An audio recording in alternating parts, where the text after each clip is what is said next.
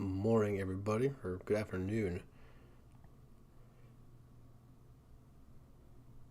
Gonna get started here.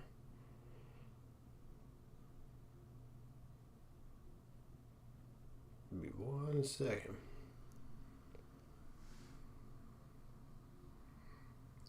Morning, everybody, or good afternoon. All right.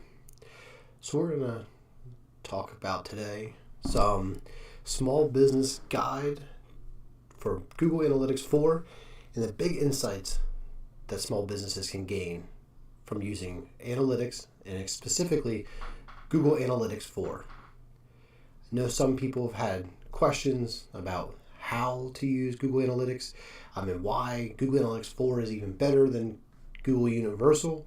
There's been plenty of discussion out there in the marketing realm as to why that makes a big difference. So we're going to go over some of the key points of what makes Google Analytics 4 better for usage for small businesses in particular, as well as larger businesses as well. So I'm going to switch this over here. We're going to go over some key topics today. So for the agenda, I'm just going to introduce Google Analytics 4 to any of those that don't know what it is yet or are completely new to the analytics field for their business. Then we're going to go over some of the key reports and metrics for small businesses, how to benefit from Google Analytics the most. Then we're going to go over tracking and analyzing user data and how to benefit from that. Then e-commerce tracking, because it's a little bit different than, say, a B2B or a lead-based business. Then finally, we'll go over audience segmentation, and if we have any questions at the end, we'll go over those as well.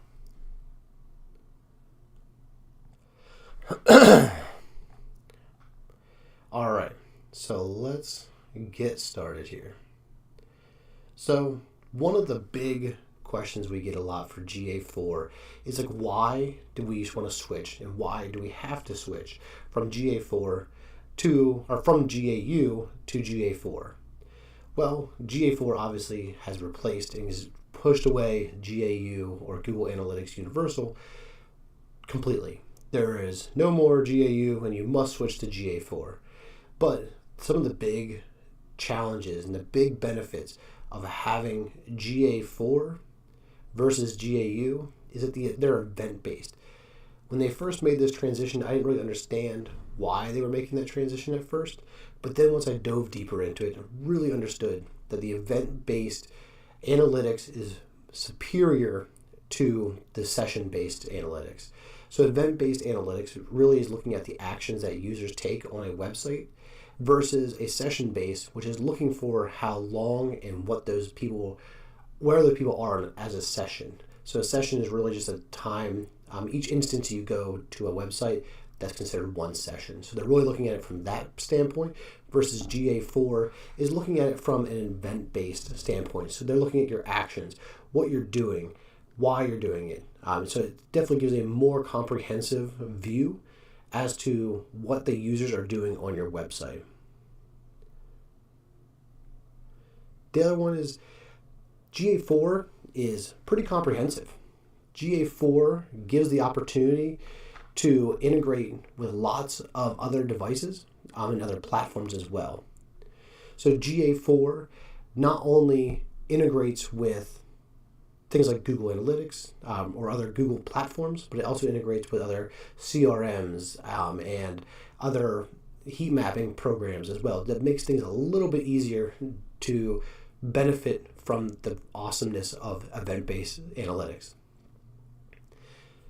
Also, key factor for e-commerce stores is that multiple conversions per user is really nice to have, whereas see the GAU version, you only had one conversion. So if the person bought something and then checked out, and then maybe they wanted to buy something again, they forgot something, or they wanted to add another gift card for a gift. Now on GAU, you'd only have one conversion on your Google Analytics. But now with GA4, you could have multiple conversions. That way you understand what is going to go through, what analytics are going through your business. So one question we get is, I'm a local business. Maybe we're a mom and pop pizza store, or maybe just a retailer. Maybe you're a craft store. Why do we need analytics? Well, analytics provides a greater understanding of marketing and its effectiveness. I know from working with clients, I get a lot of complaints at times when we take over for a different company as to what is the difference. Like, why are we not seeing results here? Then, once we implement a data-driven marketing solution, we end up finding out that, our success has really been there. Or as we're taking over, we understand that they weren't doing a bad job, and then now we just improve upon that. This really helps businesses understand how to use marketing dollars more effectively. So if you're not tracking whether or not an ad works, if you're just driving traffic to the website, no analytics there, you have no idea. You're just driving traffic, hoping that it works. And if you maybe see an uptick in sales, good. If you don't, you have no idea whether or not it's because your ads aren't doing well, or maybe it's just a seasonal trend that you're not seeing. So understanding what is effective is really key to using marketing as a whole, as well as reinforcing it with data analytics. The other one is understanding business trends. So understanding a business trend can really be things like improving your decision making through analytics. One story I always think of when we talk about understanding a business trend is we've had a client that wanted to up their sales, up their Google ad spend. But the Google ad spend, they were seeing this drive, seeing a big increase in the amount of searches for their store. So what we did is we dove a little deeper, dove into the analytics to understand why we're seeing this increase. Like, what is this bump? So after we dove into the increase, we noticed that a lot of these searches were actually navigational searches. So they weren't searching for things like, how can I buy this? How can we implement this solution for our business? They were really looking for, how can I navigate the site? Like, how can I log in? How can I contact somebody that already is part of this sale? So they already bought their product. They're looking to talk to somebody that, they already know. So they're really not increasing sales, but really just focusing on looking to navigate the site that they already purchased something from. So because of that, we didn't actually have to implement a bigger budget, but still got solid return by skimming out those factors that influenced navigational searches versus more commercial searches. All right, now we're going to pivot a little bit to the key reports and metrics. So the key reports and metrics for a small business, this is really what you're going to see as far as the different kinds of reports that GA4 provides you. And we're going to dive into a couple of these to help you understand how to best use GA4 and really dive into why you want these certain reports and what makes them best for small businesses in particular. So these bottom two here, I think, are really nice to have for a small business. They really tell you more about your audience. They help you build that more in-depth and robust audience membership so you can understand where they're at, what they're doing, and how they're accessing your website. So maybe your website's not mobile optimized, but is actually, you're seeing a lot of mobile traffic. So maybe now you need to switch your website to being mobile optimized. Or maybe you're seeing a bunch of Android users, but not iPhone. Maybe you can use that to optimize your marketing spend as well. Same with the demographics. You want to understand who is actually coming to your store and why. I know I speak to a lot of small businesses and they talk about, we target everybody. Well, that's unfortunately not going to be the best. If you're targeting everybody, they always the adage of you target everybody, you target nobody. So you definitely want to understand and use that user attributes to understand who is actually your target market. Next two I want to talk about is the overview of acquisitions and then the page and screens under engagement. So the acquisitions, what this is telling you how people are coming to your site and where they're coming from. So this could be people coming from Facebook, from search, organic search. They break it down into some key channels for you, such as organic search, paid search, organic social, direct, which would be somebody typing in just directly to your website. So if you're expfirst.com, you're typing that directly into the URL. The pages and screens, this is really what's happening on certain pages. So every website normally has key pages that are maybe a little bit higher value to you as a business versus others. So things as far as like maybe the product category. So if you're looking at a e-commerce site and you're looking for people to make valuable actions, they're probably going to start off by either searching for the items that they want, or they're going to be looking for a certain category or certain products in a certain category. Same for like a service base. I mean, we want to see people looking at our services. We want to see people looking for how to use our service, how to understand more about the service. So those pages in particular, we want to be able to look at and kind of hone in to what is really going to be valuable actions on that specific page. The final two that I really want to drive home for small businesses is what actions are people doing on your site? And you can really view a lot of this on that overview page of your engagement report. Really, you're just trying to understand what people are doing and why they're doing it. And it'll let you see the general trends as to what is good and what's not working, and vice versa. The final one then is the conversions. For a smaller business or a local business like a pizzeria or a real estate agent or a real estate broker, I mean, these conversions are going to be king. Conversions are really just valuable actions that have taken place on your website. So whether they are a lead form fill, a video watch, a interaction from a game, like purchasing something, the conversions really are business specific, but they are the valuable actions that lead to money down the road. Which kind of brings us to our key metrics here. So the key metrics that I advise most small businesses to focus on are these three big ones. So you have conversions, lifetime value, and retention. So conversions, we already kind of covered that, is really that value that valuable actions that are taken on the site. So such as those purchases or lead form fills. Lifetime value is really trying to calculate what the value is of a customer over the lifetime that they are your customer. So for instance, a person's lifetime value for a retailer such as maybe say like McDonald's, just as an example. Every time somebody goes to McDonald's, they have an increased lifetime value. So if they can assume that every person is going to come to McDonald's, say 6 times a year, and they come there spend $10, and they come there for 10 years. Well, now we have the 6 times a year times $10 each, so that's $60 times another 10 years. So now we have $600 in value. Although it's probably not the best mathematically right there, because I'm sure McDonald's is a lot higher. And also $10 does not get you much as far as McDonald's goes anymore.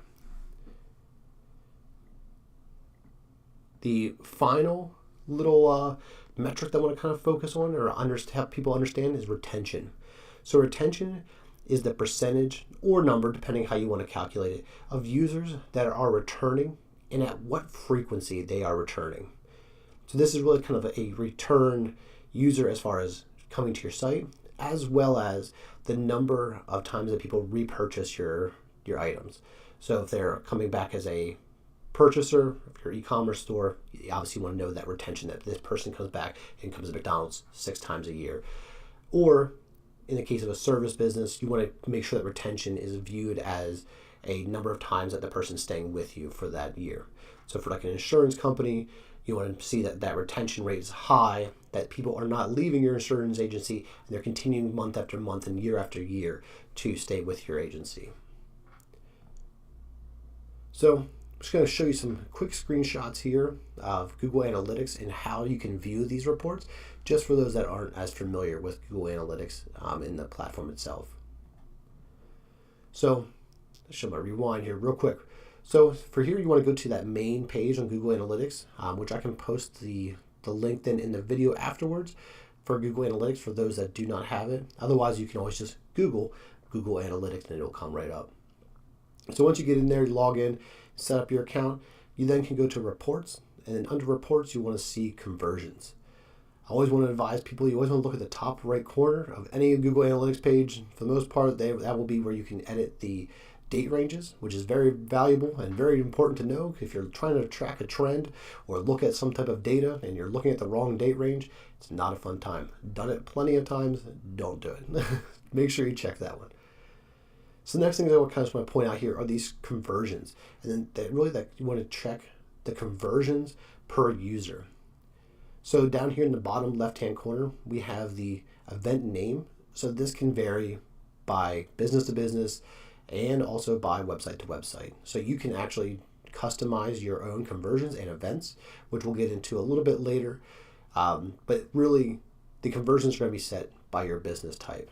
So for something like EXP First, where we're a marketing agency that's working with people for digital marketing, we're going to be working on leads.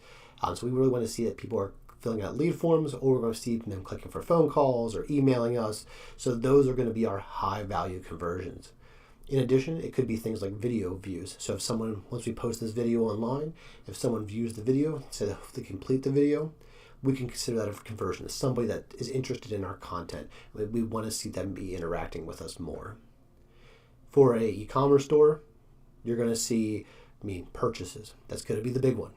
You could also see things like adding to cart could be another conversion, because that way you can do is you can track those different layers of conversion, then the lead, so you have conversion of add to cart, conversion then of purchase, and then you can assign a dollar value to each of those layers. So then also we have the conversions and total users. So what this kind of nice layout they give you off the bat is just the number of users that have committed that conversion and the frequency. So this is actually an example that Google gives you, which I would highly suggest when you sign up for your Google Ads account. If you don't have one, or if you already do have one, use their free resource. It's called GA4 Flooded, or they also have a Google Merch shop that you can actually view like live streaming data to play with and to understand how to use these data points better. So for this one here, this is under their game store, so this is something that they're showing as a game. So they're going to have a lot more conversions per user, similar to like something like a social media platform. Like Facebook's going to have more video views than they will users, because people are going to view more than one. Whereas a e-commerce store, you're going to have probably a lower conversion, depending on what kind of conversions you're tracking, and depending on how your store's set up. And then even lower for those businesses that are like ours, where you're working on leads, we're going to see a significantly lower lead volume or conversion volume per users. The big things I think are really important for small business owners in particular, as if you don't want to dive too deep into like the data side of things, just look for trends. That's really the big thing. So you can look for just trends in here and then dive deeper more. That's really where the Google Analytics platform and analytics in general really benefit small business owners, is that ability to just kind of glance at this. Like automatically when I looked at this chart that I had up earlier, you can see that there's little dots that I added. Those dots, you can kind of see there's an up, down, and it kind of seems like there's a peak, and then there's a valley, and then there's another peak. But then all of a sudden, after that happened, 4 times at that peak valley, we have this kind of lull. So immediately I'd be questioning is why, and what happened then afterwards that caused that peak and valley to immediately happen then after that kind of lull flat line. This is really where you can start to see if you're having seasonal trends in your business, and then you can adjust your marketing properly. Or maybe you need to adjust your marketing to be more consistent. Maybe you can get rid of some of those peaks and valleys and have just a more consistent upward trend as far as your sales go or conversions. Next, we'll talk about some user engagement.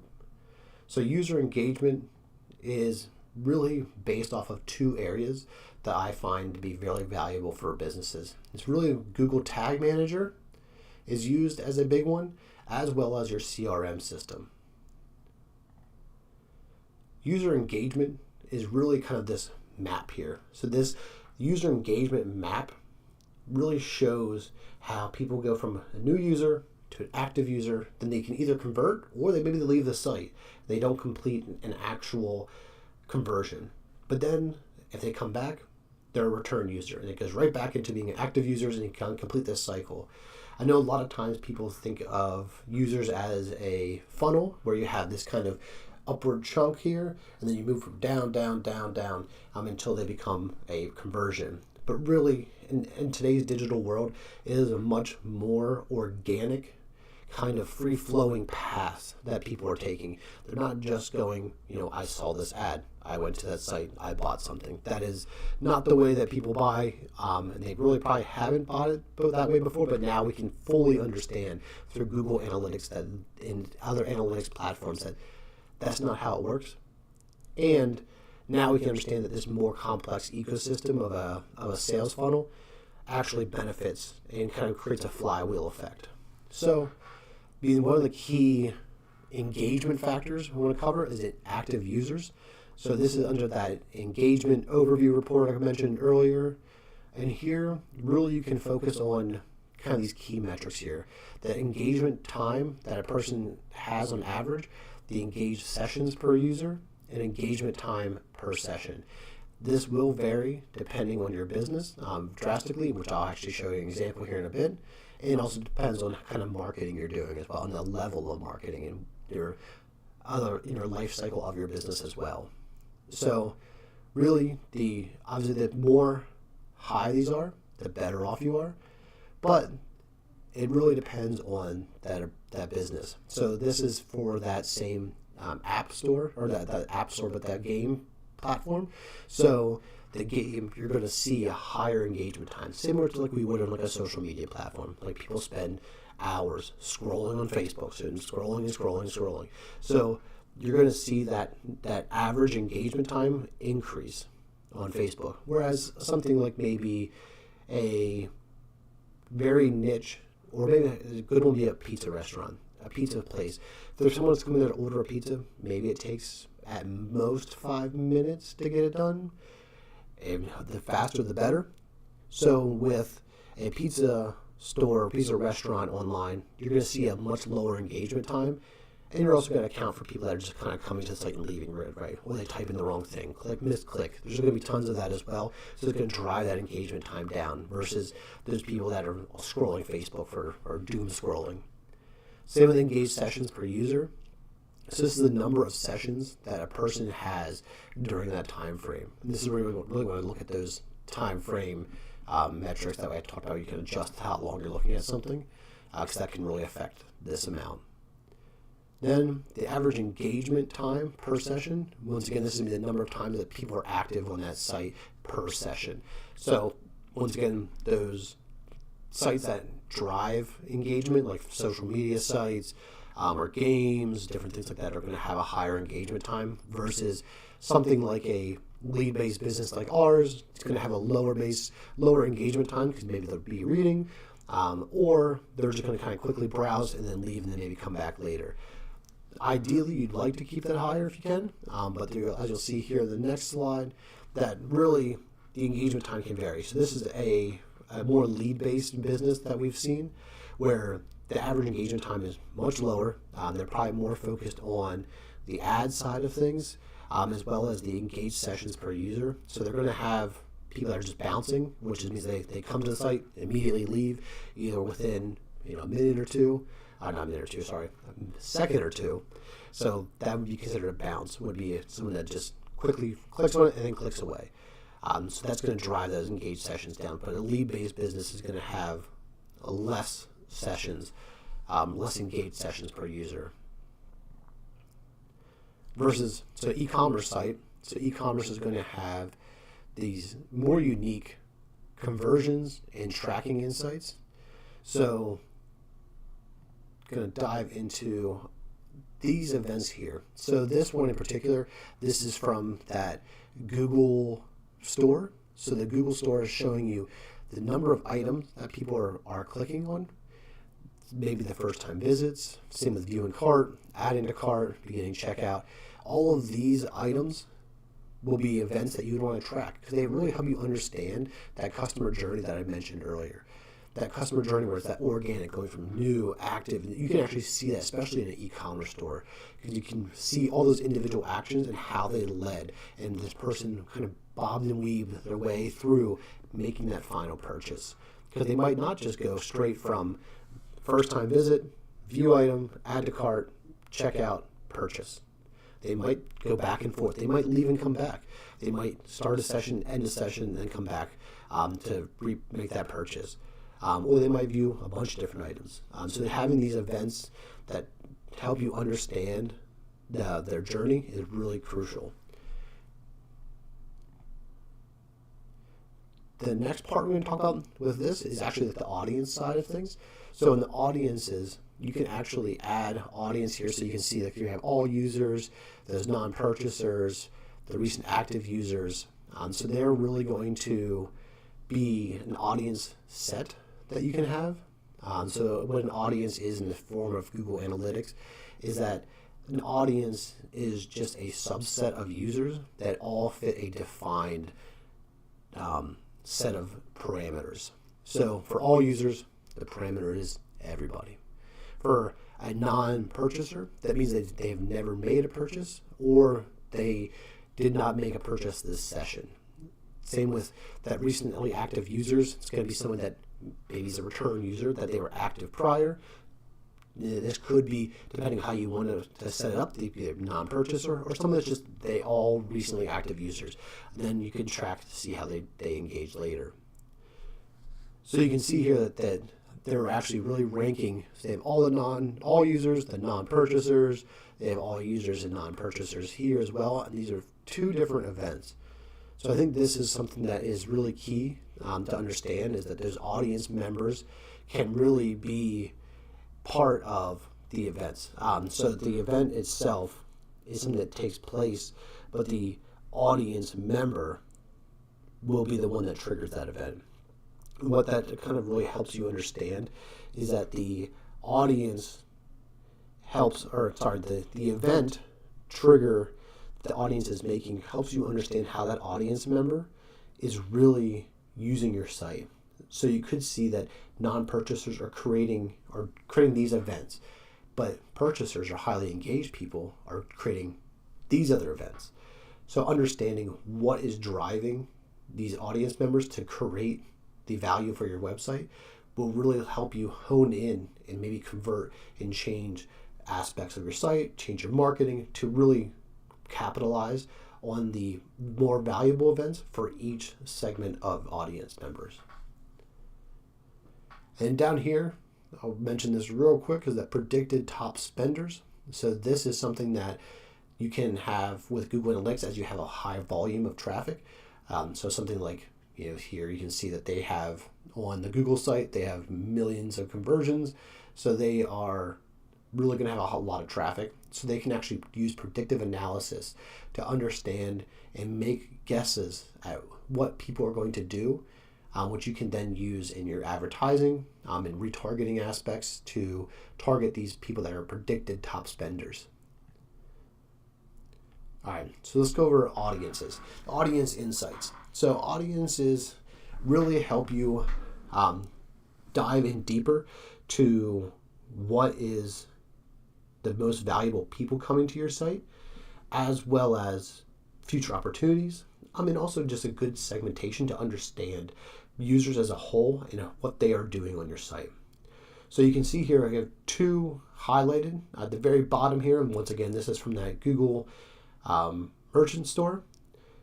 So on the bottom there, you have top 5% of users as far as spending goes. So this is going to be those people that are buying the most. They're going to be the ones that are return users. So these are going to be the people that you really want to understand and see how they're using the site, as well as in a way that you can then optimize it to make it either easier for them to buy in the future, or that make others be able to replicate that same path. So maybe they understand how to use your site, but others do not. So replicating a path or simplifying a path for the customer to replicate what the top 5% user is using or doing, then it makes it that your sales will increase for those other user categories. Same with like users in San Francisco. So users in San Francisco, they're really just looking at what these people are doing and far as a geographic area. So you can set those parameters to understand what they're exactly targeting. So for me, I'm in central Pennsylvania. So in central Pennsylvania, we could target maybe York. And you want to understand what are users doing in York for my business. Then if you have another store in, say, Lancaster, you can then have another user base that's based off of Lancaster. And then so and so on, so forth and so on, to understand the different kinds of users all throughout the central Pennsylvania area. And then you can then provide more targeted advertising towards them. You can then provide greater experiences towards them as far as different landing pages even, or you can even do things like having automated or personalized websites or website personalizations for each of those members. So maybe you'd have something that's more specific to Lancaster or more towards York, and have different insights or different events that they could have being shown on your website depending on where they fall as far as your audience goes. Which, to be fair, is a fairly advanced thing. That's where people like myself and our EXP first will come in handy to help you get to that more advanced level. But just understanding that you can break down these audiences into different sub-segments really is valuable for, I think, any small business owner. Even if you don't have a lot of time, just understanding your audience can really be key to driving future growth and future revenue. So just to go quickly show you how to set up an audience here. Audiences in particular, they are proactive. So you have to go set up your audience, and then it starts to build upon that. You cannot set an audience and then it just fill in people behind it. It must be something you set up in the beginning. But if you haven't done it yet, don't worry. You can still do it. Just set it up now, and then it'll start to build that audience over time. So once you go to your admin area here, it'll be in that left-hand column of your Google Analytics tab. You can then go to Audiences. And then under Audiences, once you click on there, there'll be a little big old blue button in the top left corner. It says New Audience. It's pretty straightforward there. Here's where you start to get to pick out what you want to do. For more advanced people, you can certainly do this custom audience, or if you have certain custom events that we'll mention here shortly. If you have custom events that you want to use as an audience segmentation, this is where you'd want to go. If you are looking for kind of the more basic understanding or basic usage, these are great starting points. This recently active user, purchasers, I definitely would highly recommend doing these for almost all businesses. The inactive users is good, but it's not necessarily the go-to, I would say, for every business. So businesses like a pizzeria, they're definitely going to want something like this because they can target then people that maybe haven't bought a pizza in a week. So why not? You can get pizza every day. So understanding that you can target these people here. Same with this. This is even more important for like a pizzeria model. So that 7 days inactive purchaser, so they bought something once, but they haven't come back. So maybe we can send them an ad instead. So making these audience will definitely help you understand your audience and also drive that revenue growth. Also, they here mentioned that predictive analysis for those companies. If you have a few million users that come to your site in a month or two, you probably can definitely benefit from this. It's definitely some really good information in the predictive analysis part, but a lot of businesses unfortunately don't reach that threshold to get that predictive analysis. Then once you click on one of these, so let's say recently active users, you can then set your audience range here. So this is going to be like a 30 days the default. That's normally pretty good, but it really can depend on your business and what your what your goals are for that audience. Then down here, we have the summary.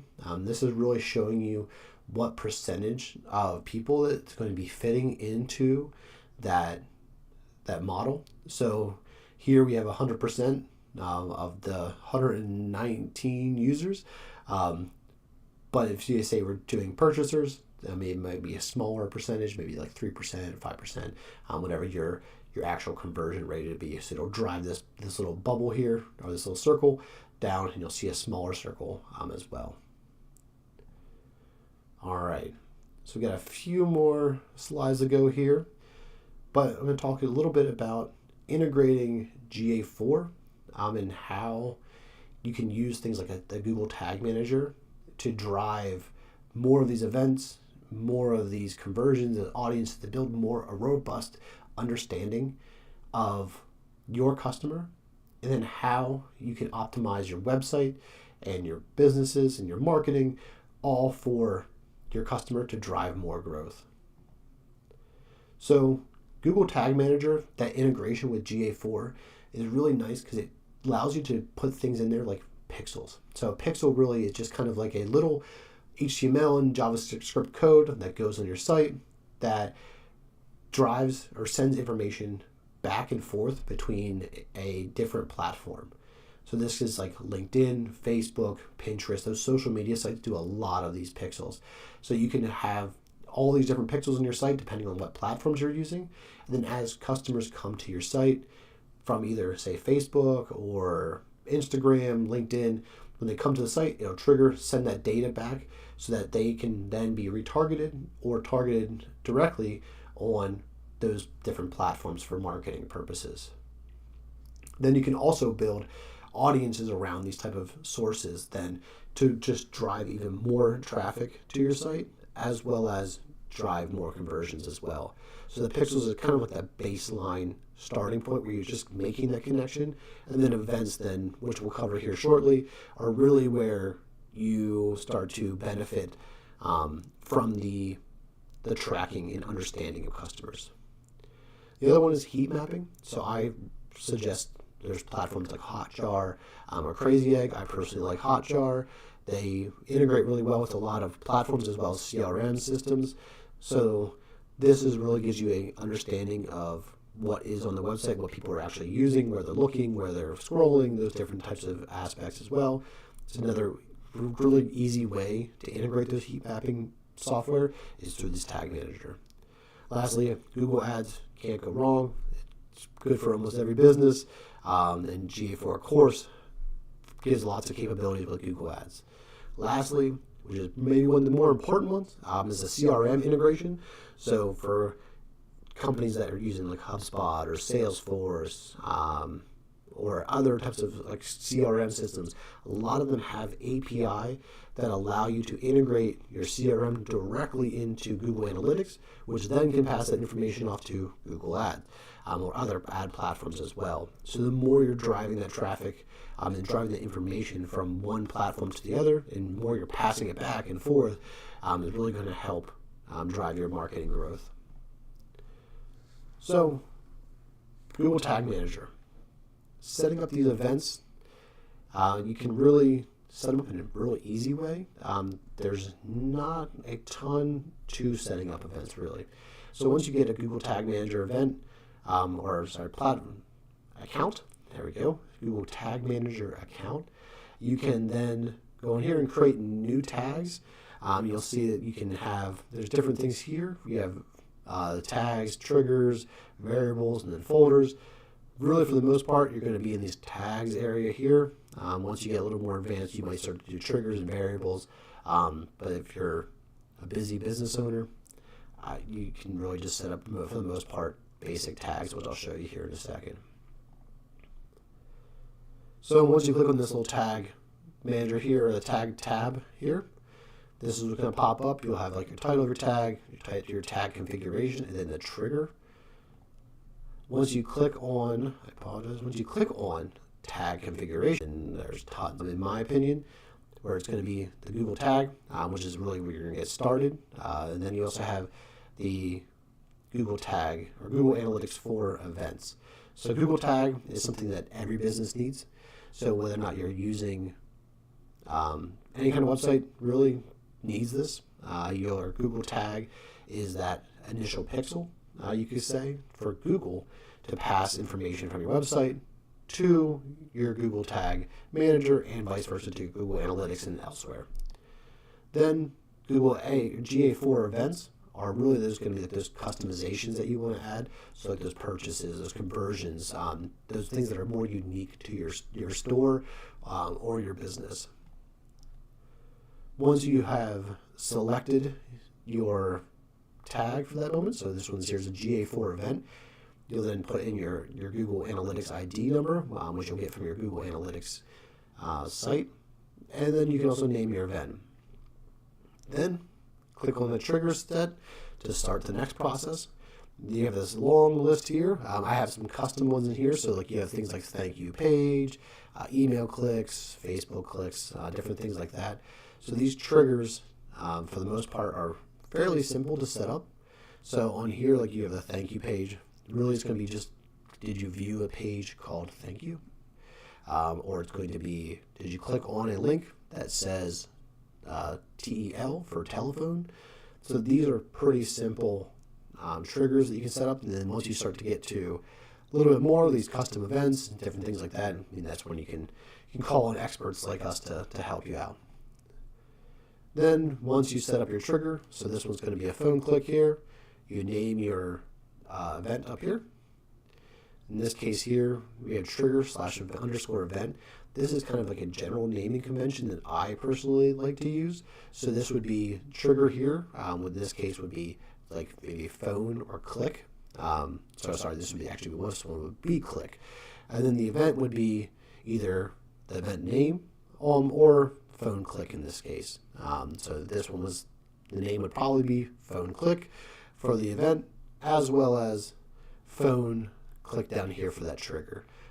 Really the point of this naming convention is to help understand what the event is doing.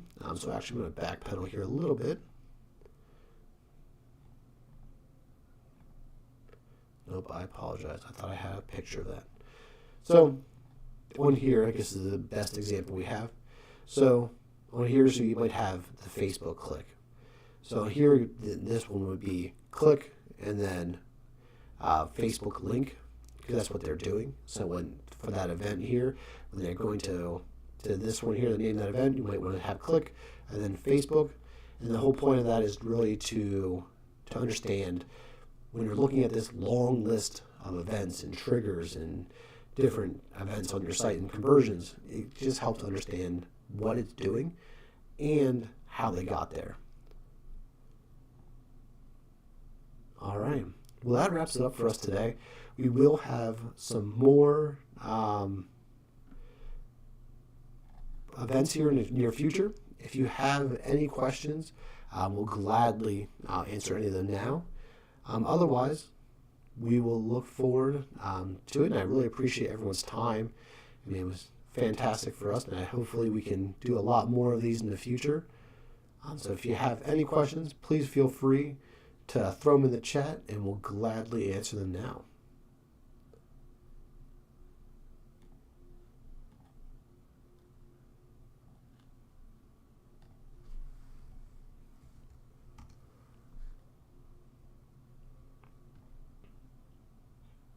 We'll give it a couple more minutes here, looking for any questions you may have.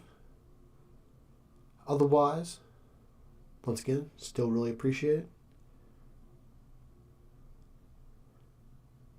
All right.